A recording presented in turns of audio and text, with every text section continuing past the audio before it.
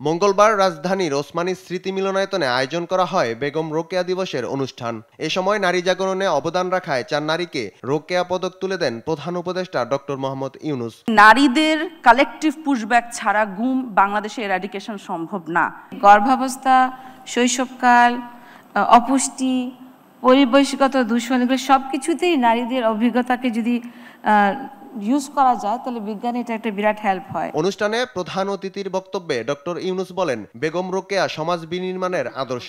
যে আদর্শে বেগম রোকেয়া জাতিকে প্রতিষ্ঠিত করতে চেয়েছিলেন, পুরস্কার প্রাপ্তরা সেই পথেই সবাইকে নিয়ে যাবে বলে আশা করেন তিনি।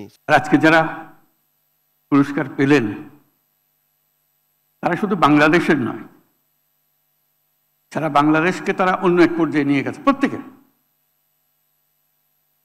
এটা আরো একটি পুরস্কার নাম,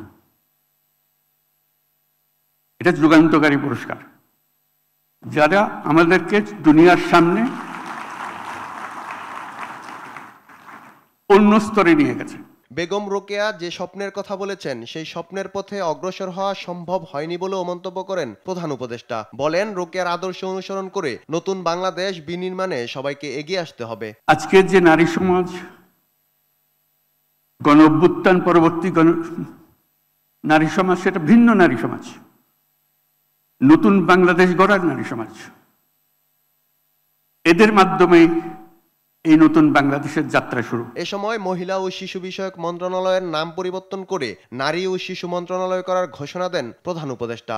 আমাকে মনে করিয়ে দিচ্ছে যে মন্ত্রণালয়ের নাম পরিবর্তন হয়েছে, এখন স্যার নারী ও শিশু মন্ত্রণালয়। ফেরদৌস রহমান, দেশ টিভি, ঢাকা।